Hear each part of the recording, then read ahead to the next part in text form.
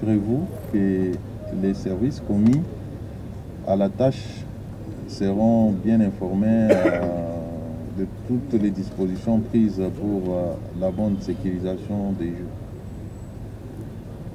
Voilà, monsieur le directeur.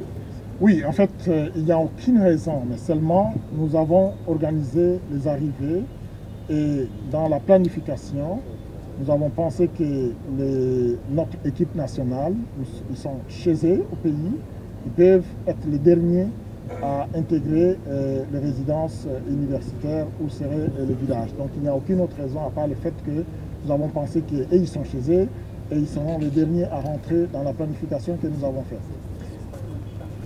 Il n'y a pas d'handicap parce que ceux qui rentrent avant, il n'y a rien qu'ils vont faire. Ils sont là parce qu'il y en a qui sont arrivés un peu plus tôt, dépendamment des horaires de vol. Et vous savez qu'il y a des gens qui viennent de peu partout à travers le monde. Il y en a qui arrivent un peu plus tôt, dépendamment de la possibilité qu'ils ont eu d'avoir les billets de vol, d'avion. Et pour les Congolais, ben, ils sont chez eux. Nous avons pensé qu'ils seraient les derniers à boucler. Et puis, les activités, comme nous l'avons dit, vont commencer le 28. Et donc, les nôtres vont intégrer le jeudi dans la soirée et les activités commencent le vendredi. Voilà, on va prendre la question de... Monsieur le gouverneur de la ville de Kinshasa, Excellence, parce que on se demande finalement, est-ce que le gouverneur est au courant que les Jeux arrivent ou pas? La ville de Kinshasa demeure encore l'arrivée du pape, où on a vu un engouement du côté de l'hôtel de ville, mais cette fois-ci, je ne sais pas, je pense que tout le monde est d'accord avec moi, que c'est compliqué. À quelques jours des ouvertures des Jeux, qu'est-ce que vous pouvez dire à la population?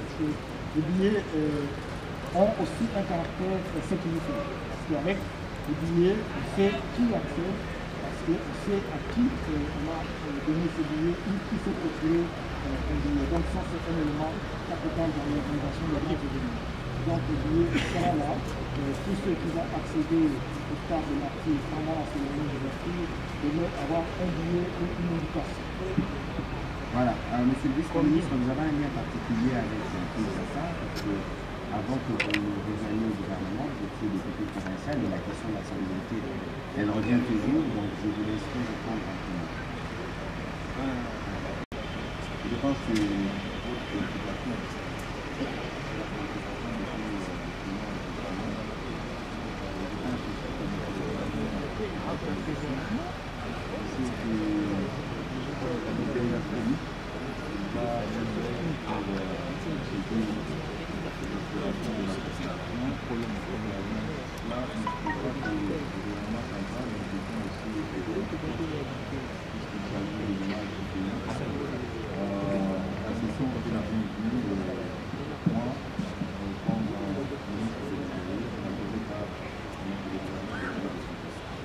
De toute évidence, nous devions faire ce briefing avec le ministre des Infrastructures, des IPTR.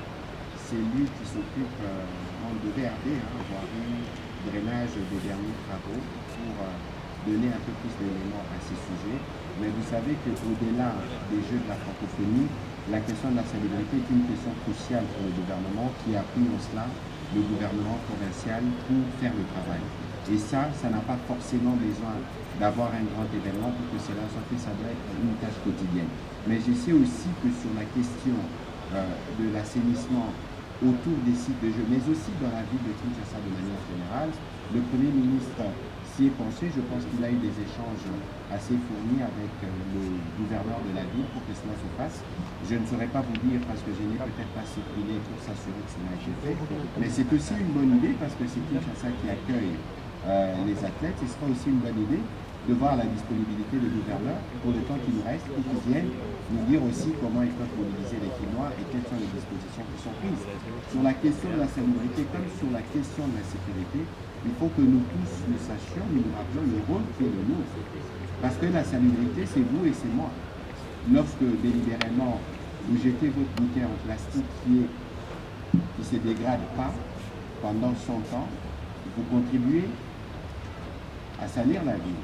Et donc il y a ces comportements que nous tous nous devons afficher parce que ce seront des moments de grande affluence. C'est nécessaire que nous tous nous puissions être sensibilisés sur comment nous devons nous comporter par rapport à la salubrité. On va prendre la prochaine question. José Babien. Non, c'était Rachel tout ça. Avancez s'il vous plaît. On avait déjà créé l'abcès ou les abcès. Monsieur le ministre, pour la parole. Vous nous avez parlé des ambulances qui sont mobilisées pour prendre en charge des cas, notamment il y avait des blessures ou des accidentés. Mais est-ce que vous avez pensé à des hôpitaux, par exemple de Kinshasa, qui ont un plateau technique un peu plus large, un peu plus élaboré, un peu plus professionnel pour pouvoir gérer des cas assez spécifiques? Ça, c'est une première question sur le volet sanitaire. Mais une question sur le volet sécuritaire. Est-ce que Monsieur le vice-premier ministre, le ministre en charge de l'Intérieur, rappel à l'ordre a été fait aux éléments, aux forces de l'ordre, pour par exemple d'une parade pour rappeler l'éthique, puisqu'on sait que à Kinshasa, quand on parle de bouclage, en lingala on dit c'est l'occasion de mettre Swabana pour les policiers, et au risque que les policiers appellent municipaux mais pas c'est bien de Swabana lingala action quand même. Antonio on a lingala pour la parole.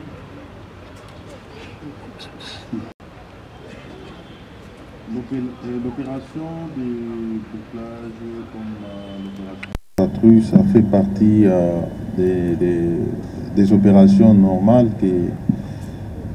que la sécurité, toute sécurité, notamment particulièrement la police, peut faire pour essayer de rechercher des criminels, ceux qui concoctent des plans contre la sécurité publique. Mais ce que je vais ici souligner, c'est de croire que l'homme peut changer.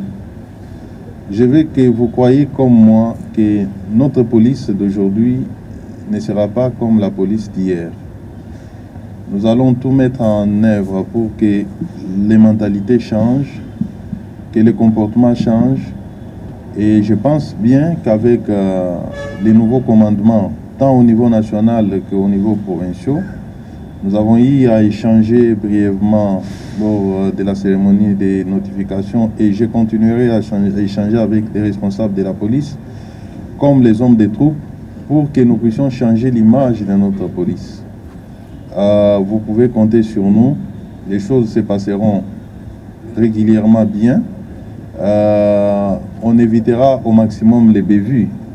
Je ne vais pas dire que ça va changer à 100%, mais au moins à 90%, je pense que nos hommes seront disciplinés pour ne pas outrepasser leur mission que leur reconnaît la Constitution et les lois de la République.